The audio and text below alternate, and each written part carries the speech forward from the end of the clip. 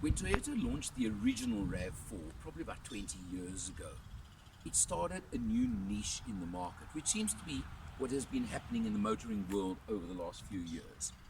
Well, this is the latest generation Rav4. You can see very neat lines, pretty aggressive Toyota face over here, and just overall, with the different color over there at the bottom, it just looks pretty aggressive and pretty good in black as well, I thought. Also typical of the current trend, note how the vehicle has grown with each generation, and it's got quite a bit bigger in the current generation now.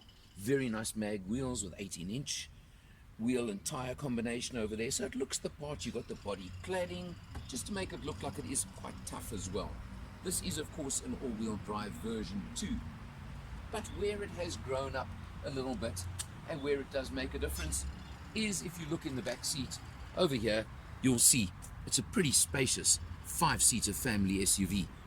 Important, of course, for the family market. You come around to the boot area over here,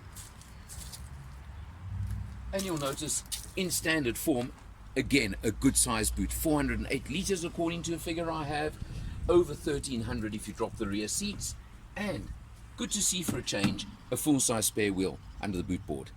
Not that common in the market anymore. So you can see overall, of course, Toyota quality. We all know about that, and that's what the market loves about Toyotas. And it is the GXR version, which means it is the top version with the 2-liter petrol engine. A pretty familiar Toyota engine, 127 kilowatts, 203 Newton meters of torque. It's pretty good and pretty adequate overall. But what's most important about a car like this, of course, is what's on the inside. And we're going to take a look at that right now.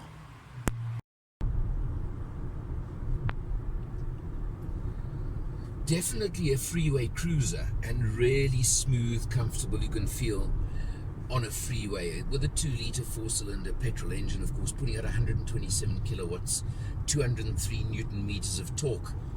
It's smooth, it's comfortable.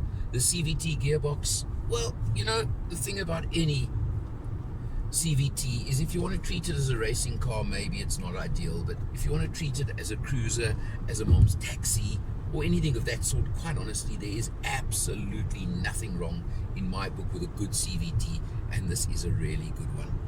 You're looking at the dashboard, you'll see very, very neat, the multi-layers, can I call it, nicely leather type touch to it, nice stitching to it. I could live without the little orange sections, the highlights over here, but that's personal. It's something that I can't say I'm mad about. But again, it's personal taste, personal touch. The seats as well, you'll see the two-tone with the cream color on the center part of the seat and the outer being in the dark, and then even the orange stitching there. Again, taste, personal taste. Nothing I can say. The touch screen over here, the infotainment screen, it's a nice one. Does have a reverse camera, but it does look like a little bit like it's been added on as a bit of an afterthought. Nice reverse camera, yes, but again, I'm going to have my usual gripe that I'd like to know why you can't have navigation as standard instead of having to use Apple CarPlay or a link of that sort, you know. I just think personally that it should be Android, otherwise, you know, it should be standard in my book on these, but very neat. Your climate control over here, and nice chunky controls over here to change temperature, just for example, simple as that. You do have the electronic parking brake, and you do have the multi-mode in the transmission with normal and sport. I used sport once or twice, couldn't say I felt that much of a difference. And this knob over here, remembering that it is the all-wheel drive version, this one, so you do have the settings. It's a permanent all-wheel drive, but you do have the mud, rock and dirt, or snow settings over there as well for various terrain that you may hit along the way. Useful as well. Overall, as I said, spacious, comfortable, smooth. For a family SUV 5-seater, what more can you ever ask for? Really, really as simple as that. And for the money, 508,000 Rand for this particular version, well, I don't think it's out of line for what it is and what it offers in the market. Remember that Toyota also add in a 6-year, 90,000 kilometer service plan. So that's a nice feature to be added into it as well.